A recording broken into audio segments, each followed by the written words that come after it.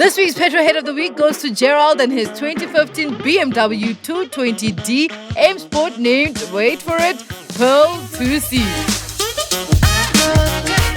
Gerald installed the Bluetooth P7A suspension kit from Airlux with a 5-gallon seamless and copper hardlines. He upgraded the taillights and fitted OEM LED lights from the fitted mode. He fitted smoke dynamic side mirror indicators and smoked the kidney grille matte black and also painted the brace pearl white to match the car. He then finished it off by adding 18-inch Alpina wheels and OEM 18-inch BMW style 166 wheels. When asked what he loves about his car, Gerald says, "I love that my car looks so unique and that this model is not so commonly modified. My car is not just a tool for transportation, but an extension of me," says Gerald.